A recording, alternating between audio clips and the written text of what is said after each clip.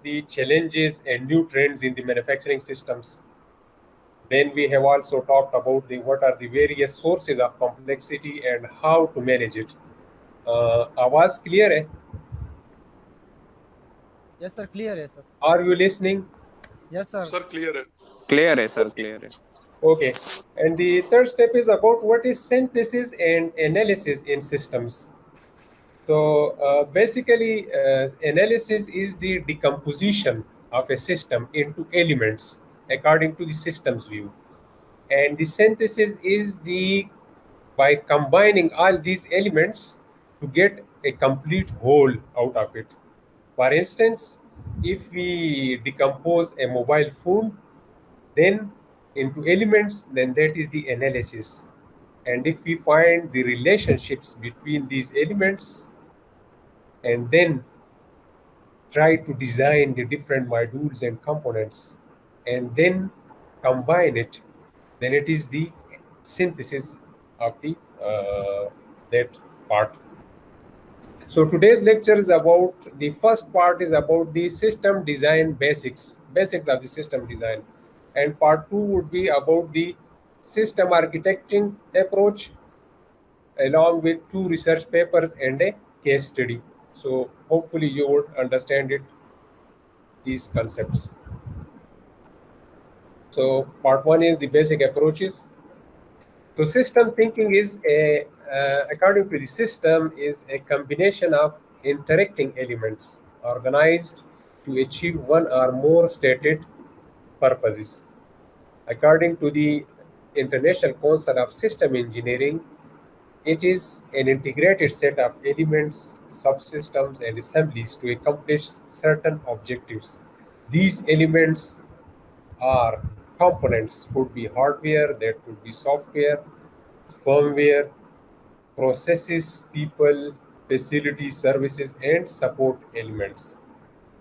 According to systems thinking, the examples of the systems could be a manufacturing system, it could be a human brain, could be a system, embedded systems. So these are the different examples. Mobile system, car system. So what is system engineering? It is an interdisciplinary approach and means to enable the realization of the successful systems. It focuses on defining the customer needs and the required functionality earlier in the design cycle, and the relating documentation and with the synthesis and analysis of these things includes the operations, cost, schedule, performance, testing and manufacturing and disposal of the system. So it means that it touches, the system engineering touches the from the initial design to the final marketing of the product and its process. So it is a complete value chain, related to the complete value chain of the system. AC considers both the business and the technical aspects in the systems. Now, system engineering addresses the complexity, but there is a sources of complexity, that how complexity is induced into the systems. As we know that the complexity results from the relationships of the element within a system and between a system and its environment. In the system, it could be the number of components, the interfaces between these components, and the new technologies or the evolution of the technologies into the system. Its environment is related to the changes to elements of the larger system of a system. And the design and management is related to the number of people and the number of organizations involved. So these are the sources of complexities, and the system engineering is trying to address or to manage the sources of complexities. As you can see that the complexity levels in a system are, for instance, if we take examples of the elevator, microwave oven, or word processor, or a PC, then that is relatively less complex. But if we going towards the another system, that is space shuttle, cars, and enterprise system, then the complexity level increases because the number of components and the elements are going to increase. Further, more complex systems are regional health information systems, automobile network systems. They are connected by the Internet of Things, or global information grid systems. So these are the different levels of complexity in the systems. So system engineering is trying to address these things in the design of these systems. Now, what is hierarchy in the system? If we divide the systems, we can divide the system into two, decompose it into two types. What could be the natural systems and the artificial systems? Natural could be biological or inorganic, and the artificial could be chemical, societal, conceptual, and technical system. Then technical systems, we are further dividing it into manufacturing systems, welding systems, electrical systems, machine systems, etc. Then we are talking about hierarchy within a system. The hierarchy is that it could be a system of interest could be divided further into system elements, and that system element by itself could be a system. If we further divided it, then that could be a system, and then we can going on till the last component. So it means that hierarchy within a system means system is divided into elements in order to analyze it. The three views in a hierarchy systems are: once when we are talking about the product and process systems, then we are talking about the customer needs, the physical realization of the product, and the manufacturing change is required to it. So the customer needs are the features that is required by the customers, the physical functions, and the hierarchy is the functions, sub-functions, and to the basic level functions. They are called primitive functions. Similarly, they are related to the manufacturing changes. When we are incorporating the customer needs into the physical functions, then we are trying to introduce new functions or changing the existing functions into the system. Based on that, we are changing the manufacturing system as well. And that is related to the physical realization of the system, such as the products are divided into, if we take the hierarchy into the products, then that is the product, its modules at the lower level, and these modules are further decomposed into components as well. Now, the system of interest and its environment. The system of interest is related or is in operation with with its environment as well. And in this figure, you can see that the system of interest is in contact with system A, B, and C in its operational environment. Along with that, there is an enabling environment X, Y, and Z. If we take the system of interest, for example, a mobile phone, then the other systems A, B, C means the other mobile phones interaction with the other mobile phones, and its enabling environment is its logistics, its maintenance, and its production system. So the system of interest and environment can be described in this way. Now, hierarchy within a system. If we consider the manufacturing control system, then there are hierarchies and levels in that system. At the lower level, that is the plant. Top of that is the microcontrollers that is controlling the plant. Top of that is the supervisory computers. Then level 3 is the coordinating computers, and at the top level is the computer center itself. So we can say that the manufacturing control systems can be decomposed into different levels. Now, system of systems. A manufacturing enterprises could be at the top level. A manufacturing enterprises can be further divided into business systems, production system, and engineering systems, and they can be further divided into people, machines, components, and the support systems related to it. So we can see the manufacturing enterprise into a systems view like this. Now, system of interest, as we have studied last time, as we have discussed it last time about it, that how the aircraft system is comprised of the elements, and then at the higher level it is connected to the air transport system, and then further into the maritime and ground transportation systems. Similarly, system view of a mobile phone is that it is composed of the elements, and these elements are having different interactions, interfaces, and the functions. Once we are going to design it, then we are first identify the features required by the customers, and then we translate those features into the functions, and then those functions into the structure is basically the physical realization of the system. Once the physical realization is there, theoretically, then we are going to find out the interfaces between them. So the interfaces are normally the physical interfaces. That could be, for instance, in in a electronic product, there could be the information flows. There could be the energy flows between the different parts.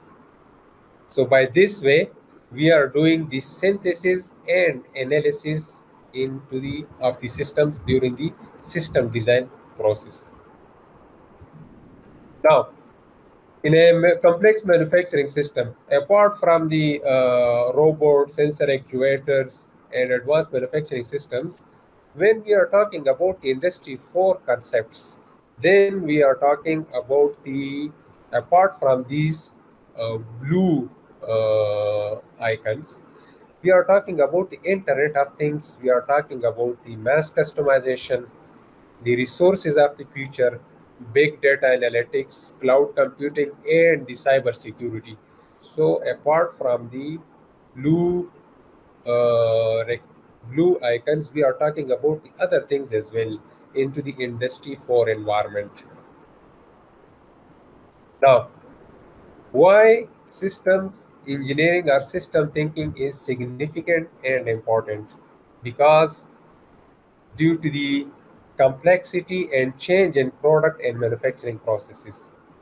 With the complexity and change continues to increase in product with the evolution or with the trends, as we had studied last time, that short product life cycles, rising customer demands, new technologies required induce complexity into the system, as well as required to change the existing systems from the product to process level.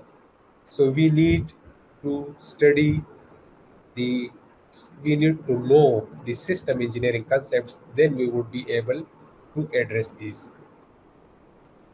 So it means that the systems thinking is trying to address and manage the complexity and change into the products and processes. This is a committed life cycle cost of a product. If you can see that the on the vertical, that is the cost against the time, while on the horizontal line is about the time of the different stages in the product development.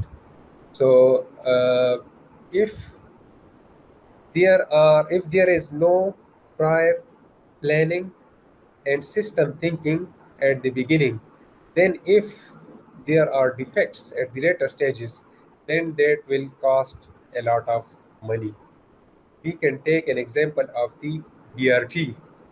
that its design and planning was flawed, that at the later stages they had modified the design, and that incurred a lot of cost into the system.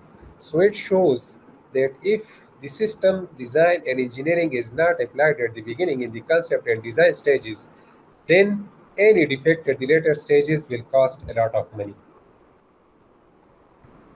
Another significance of the system engineering is that the time from prototype to significant market penetration of a new product has dropped by more than a factor of 4 in the last 50 years.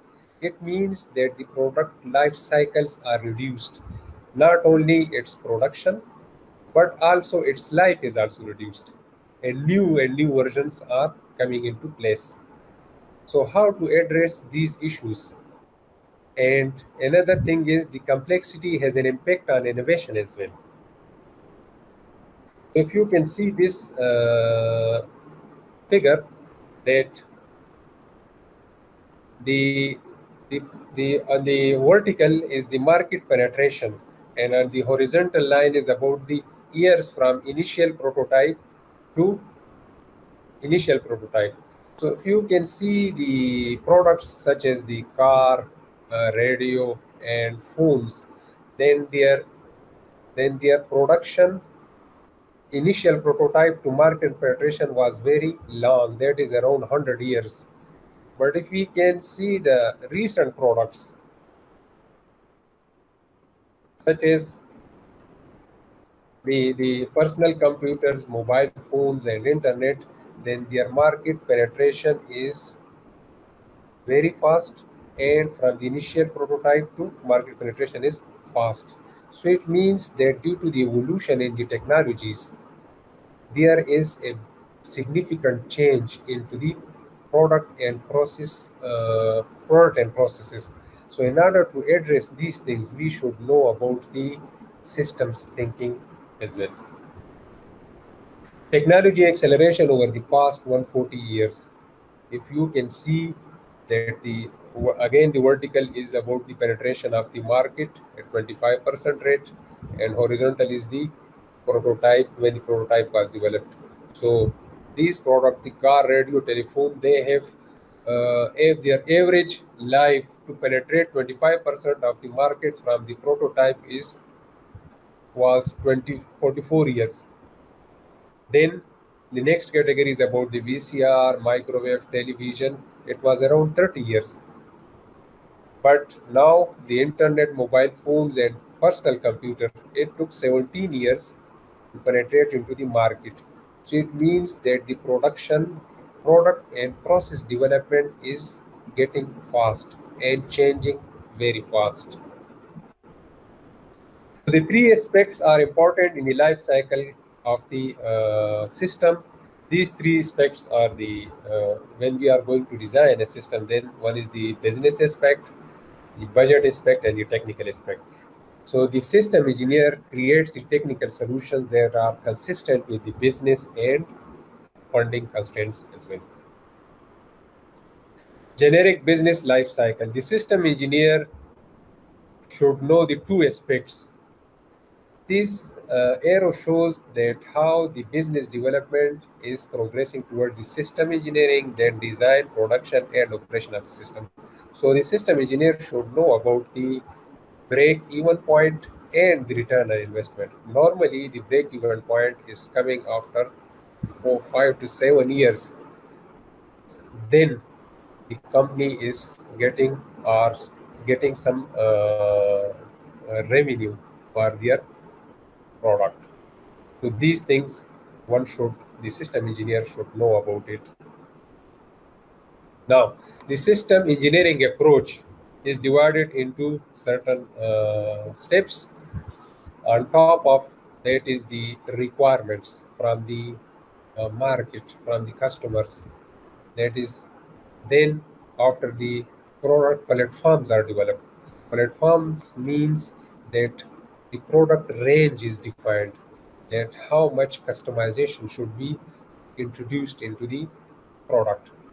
Then system architecting is done. It means that the system architecture is developed by the transformation of the, by the decomposition of the, that is the conceptual design part, when the function is related to the structure of the system.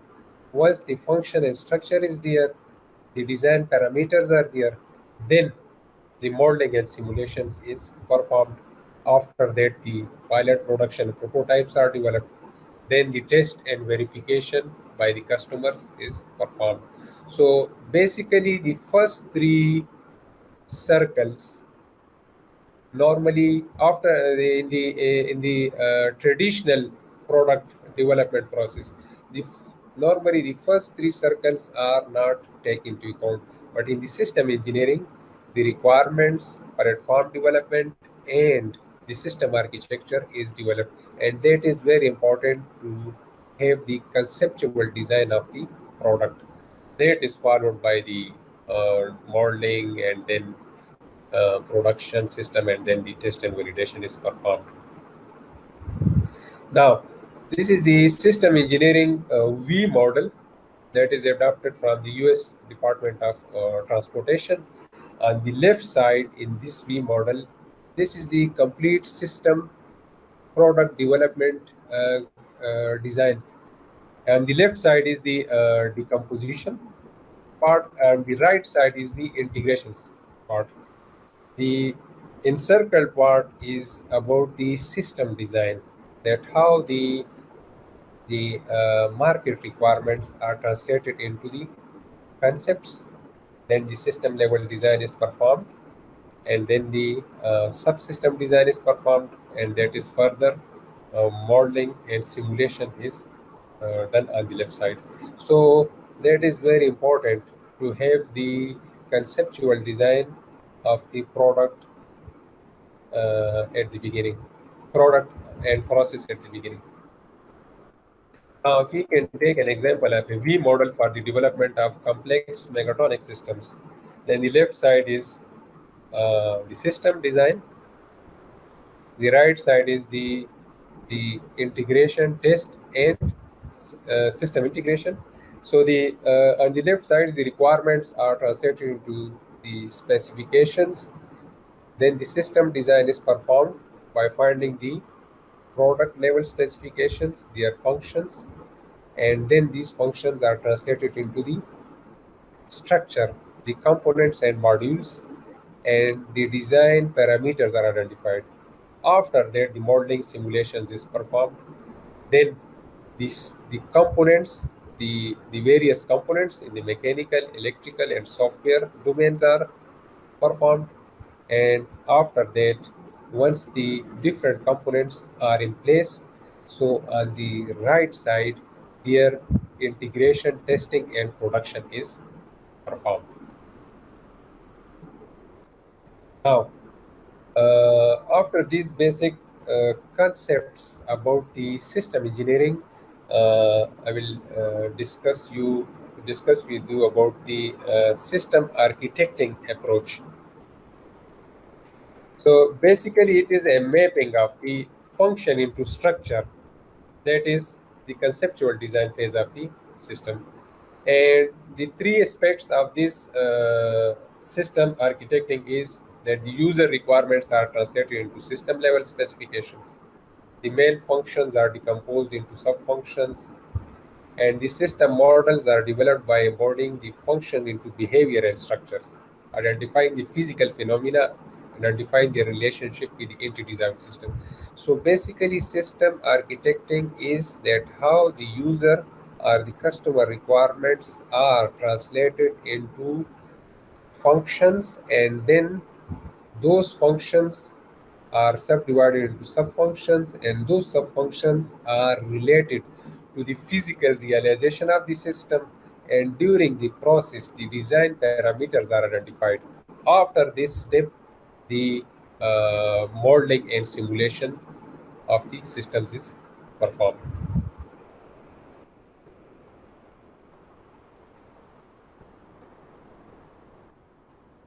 System architecture is that is the mapping of the functional element onto the physical elements, or it means that how the functions are related to the physical components.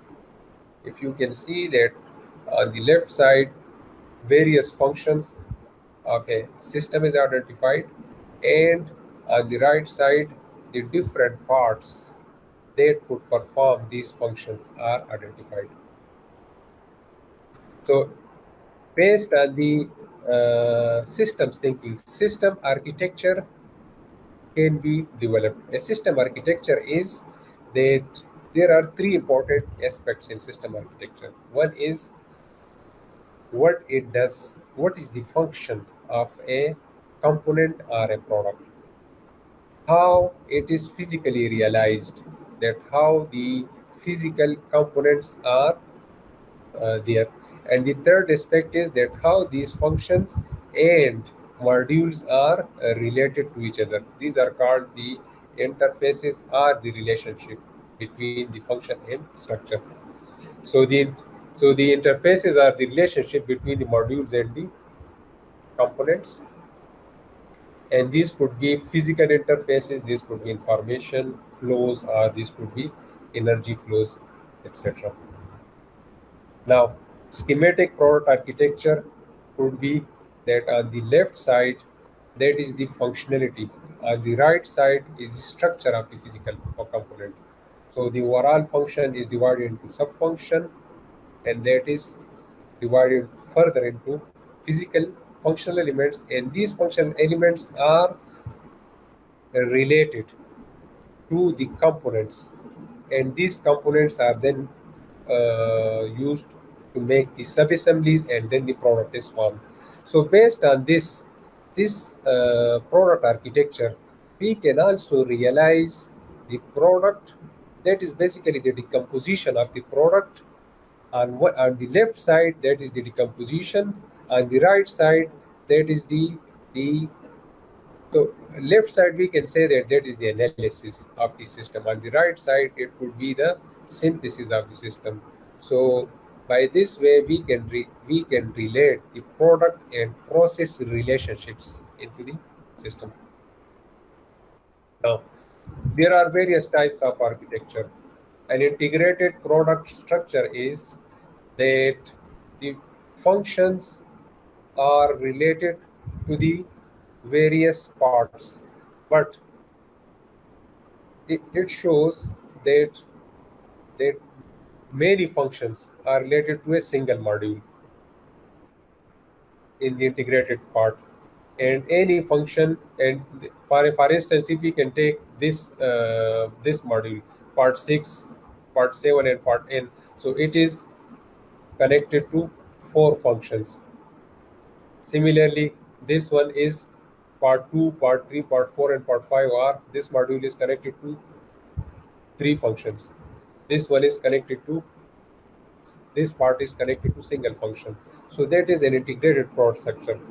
But in the modular product structure, only 1 or 2 functions are related to a module. So it means that we can, in a modular product, we can change or upgrade the modules by changing only a single function instead of the changing most of the functions. So this type of design can be used for product ranges and next generation products, and that is more suitable to change, and that is more suitable to the reconfiguration of the product and process systems. Now, I will study about the research paper, discuss about the research paper about system architecting. I have written this paper in 2000. It was published in Megatronics, and you will, by discussing this paper, you would have the basic concepts that how system architecting is applied into the product, and what are the, and how product platforms are produced, and how the function is, how the architecture is developed in this process. So the steps in the system architecting of the our case study was the autonomous vacuum cleaning robot, and the first step was is about the analysis of the existing products. So we have analyzed the different vacuum cleaning robots with respect to the differences into their function and structures. Then in the second step, the function, behavior, and state modeling, FBS modeling, was applied to it. And the basic purpose was to to uh, to map the function into the physical structure of the system.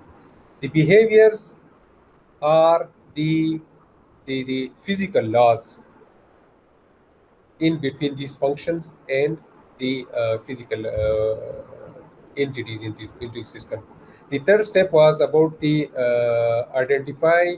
We have identified the similarities and differences in terms of function and entities in the FBS systems. So we have in between the function and modules, we have identified the physical phenomena. Physical phenomena are the physical laws or rules based on which these entities can work.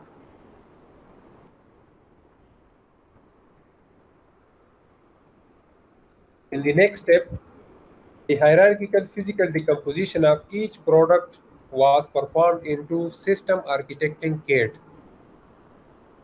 And in this, we have developed the hierarchical physical decomposition of the uh, autonomous vacuum cleaning robot by considering the three aspects. One is the system itself, another its environment, that it is working into the room, and the third is what the market requirements are. Then in the next step, the product, once these physical decompositions are completed, then we have developed the product structures based onto the parameter network.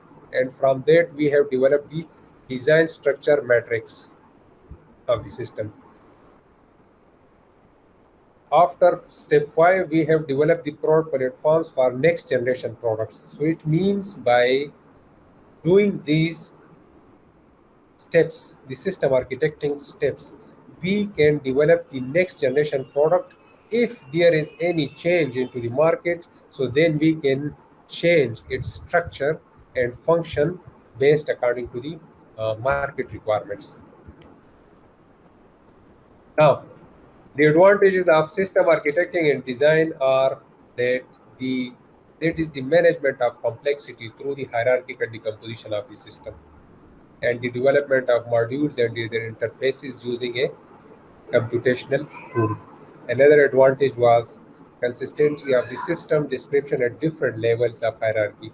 For example, the decisions at the lower level should be traced to higher level abstract concepts such as functions. It means that if it, it is a mechatronic product and the functions and the modules can be related to the functions, directly related to the functions by the hierarchical decomposition.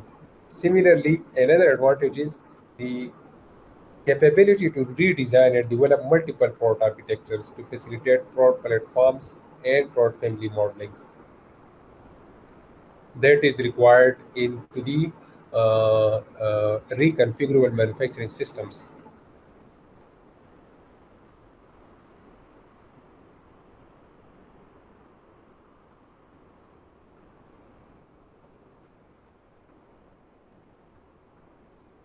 Uh, in the vacuum cleaning robot, the decomposition into function and physical structure is performed, and the topmost function of the this vacuum cleaning robot is to clean the floors, and then it is further decomposed into four functions such as to sense, to collect dust and debris, to self-navigate, and to generate and support motion.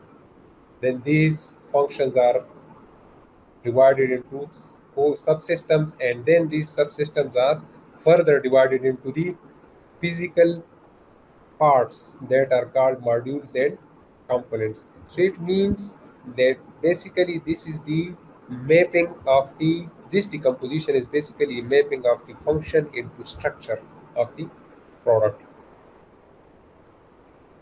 This is the actual decomposition FBS model of the ABC robot, and I think it would not be it is very small and would not be visible to you, but at the top level is the function level, the four functions, and then they are subdivided into subfunctions, and these subfunctions are then related to the physical phenomena, and these physical phenomena are further related to the entities or modules of the system.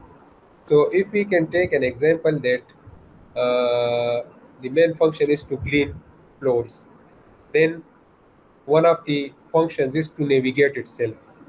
To navigate itself,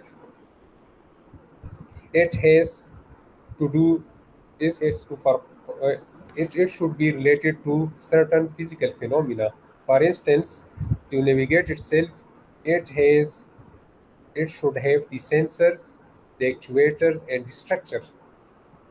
So these the physical phenomena is one of the physical phenomena is about the for example, if we can take the to sense dust and debris, so it needs the acoustic and optical sensors, and then the acoustic and optical are the physical phenomena, and then these physical phenomena are related to the uh, entities at the lower level, and these entities are the sensors, microcontrollers, and for instance here one is the dust sensor, another is the debris sensor, and its physical phenomena is optical and acoustic, and its function is to sense dust and debris, and it is at the top level, it is related to navigate itself. So by this way we have performed the system decomposition by doing the analysis of the system. Now, based on the analysis, the functional differences into the three vacuum cleaning robots were identified. Now, the FBS, the function, behavior, and state models were developed into the SACAD. And the process was that in the FBS models, the system was connected or related to the environment and to the customer requirements. For instance, if we can take the suction system into the suction system in the vacuum cleaning robot, then the vacuum motor fan are related to each other into the system, and they are rotating, and its its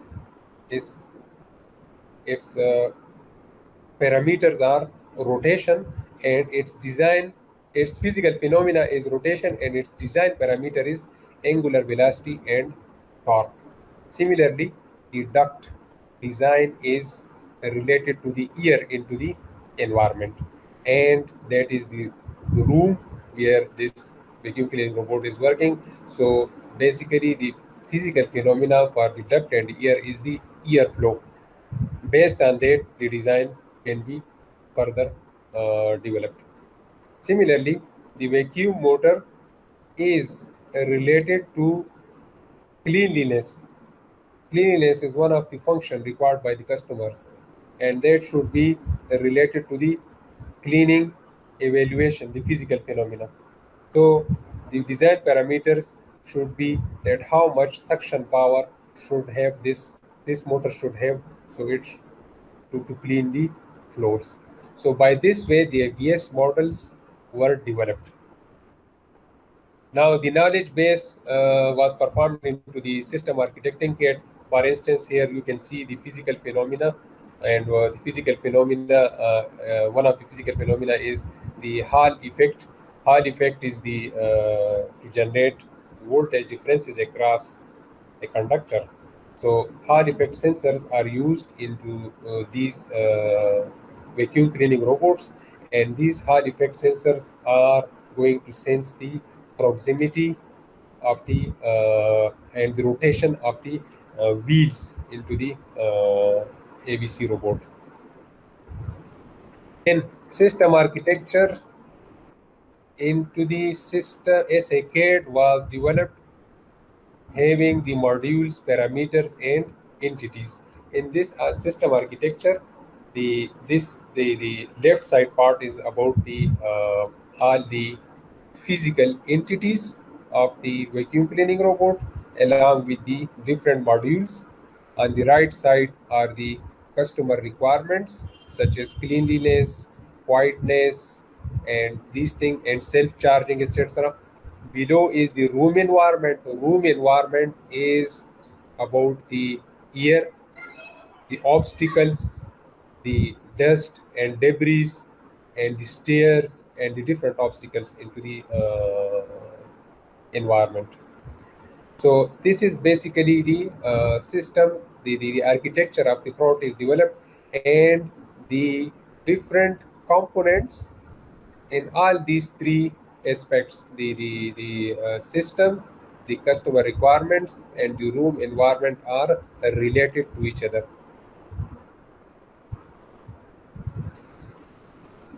Based on these analysis, the differentiation in the three architectures are identified. And these three architectures, based on the differences and the commonalities, the product platforms were developed. Basically, product platforms are the common modules into the systems. And then the differentiation is identified into the systems, and that is used into the modules. So if there are three versions of a product, then most of its modules would be, there would be common modules and differentiated modules. And the differentiated modules, in the differentiated module, there would be certain features that can differentiate the one version from the another one. So the advantages of product platforms and families are that they can be used to generate product variety. They can be used to show to address the market requirements. That can also address to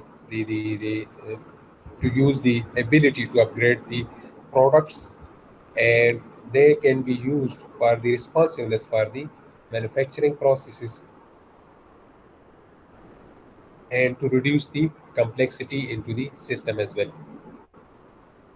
Now, that was a research paper about the system architecting or system design part of a Megatronic product.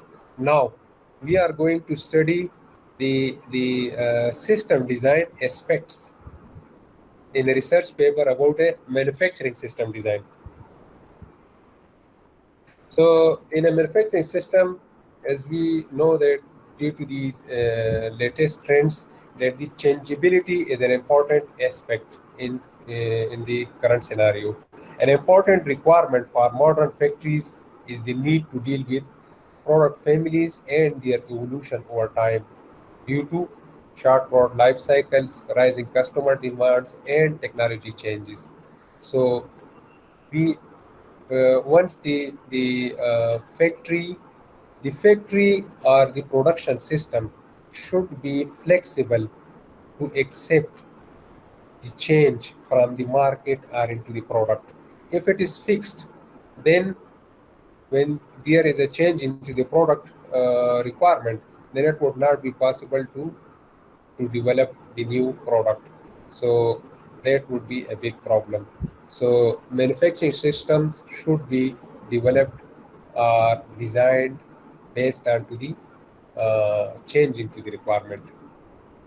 In order to deal with these challenges, manufacturing systems designs have to work on changeability as well.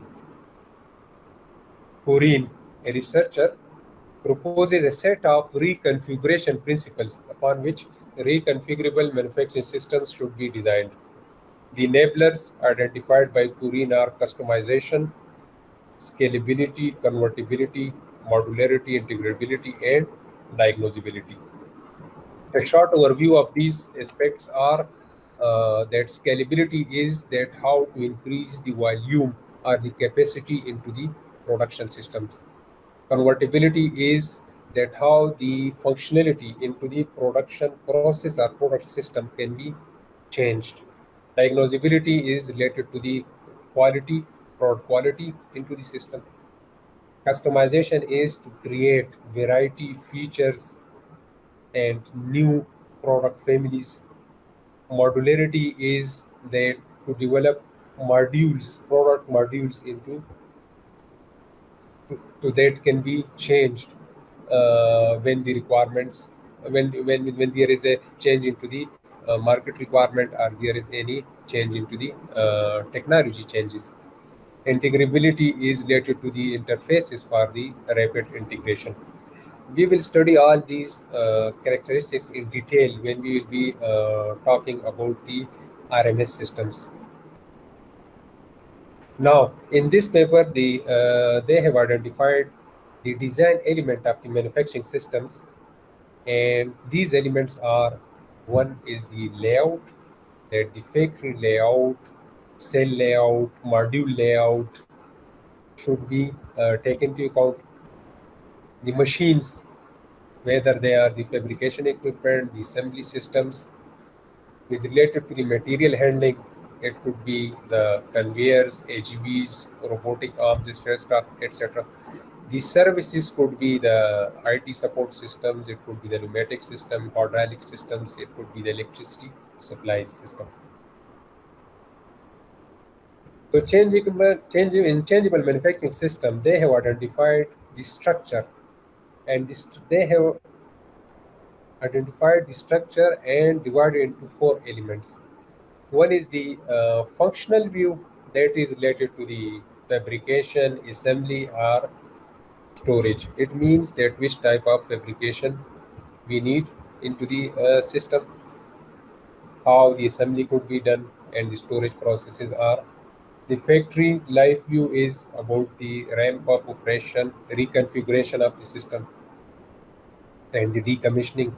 The changeability view is related to the flexibility, flexible manufacturing system or reconfigurable manufacturing systems.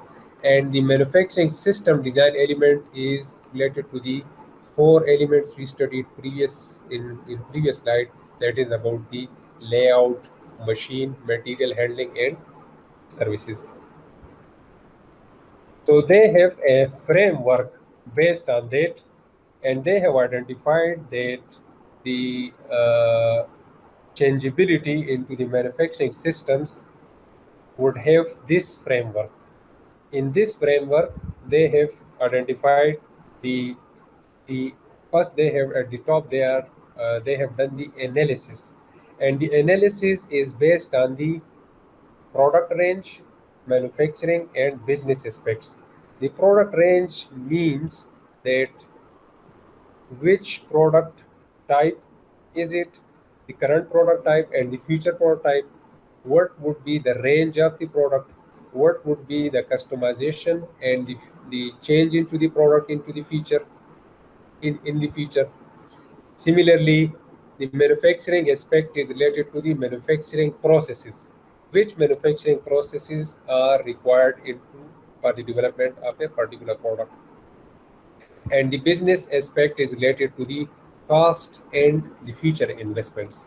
After these analysis, the criteria set is about the changeability, environment, quality, time, and cost aspects. Then the synthesis, after the analysis, the synthesis are performed. These syntheses are related to the changeability level, whether this changeability is related to the flexible manufacturing systems, where there is a variety into the product, but the volume is low, or it could be reconfigurability or RMS systems in which there is not only the changeability into the product, but the volume is also increased. Similarly, the enablers used, whether it should be a modular system, whether it should be a scalable system, what would be the scalability of the system. And then the manufacturing design elements are aligned based on to the changeability level.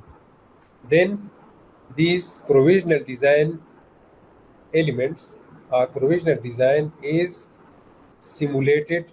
The simulation of the provisional design is performed, and they are getting certain values and certain models of the system.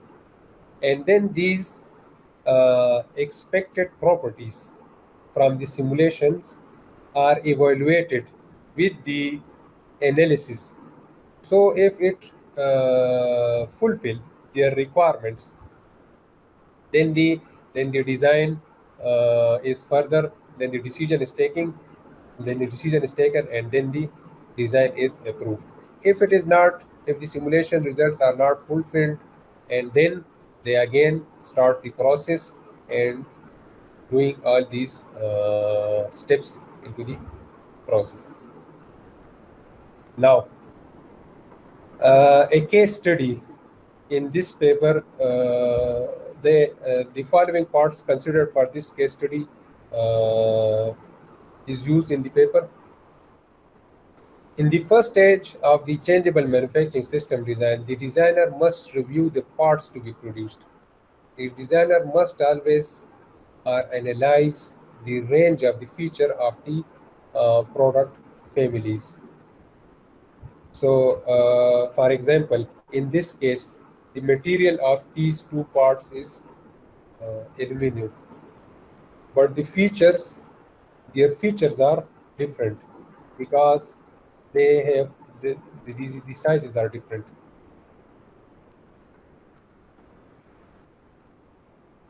So, future changes into the product.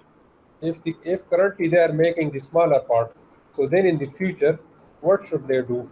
What should change will occur into the manufacturing system in order to make these larger parts. So the designer first identifies the system element which will provide the changeability into the system. In this case study, a CNC milling machine elements, since both the current range and the future range of parts can be produced using a similar milling processes. So the milling process is same, but the material is same, but there is only a change into the size. So they will use the changeability enabler, and the designer chooses the scalability enabler in this case.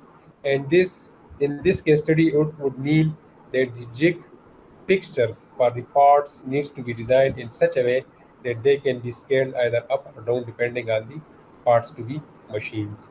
So it means that they have to incorporate the jig and fixtures into the milling machine to have these change, to incorporate these changes into the production system if in the future the requirement is changed. Now there is a review based on the I have given a review, and that is about that how would the architecture. I would like you to think on these review questions. For example, how would the architecture of a product impact to offer product variety? Another is how would the architecture of a product influence the development process? And what would be the cost implications if there is a change into the architecture of the system? Similarly, what is system thinking and its significance? What is system engineering approach? And what is mapping of the function into structure? So this was all about today. Um, the I have used the following 4 references for this lecture, and there are 2 research papers, 3 research papers, and one is a book chapter from the system engineering guide. So this is all about today. Thank you for your listening.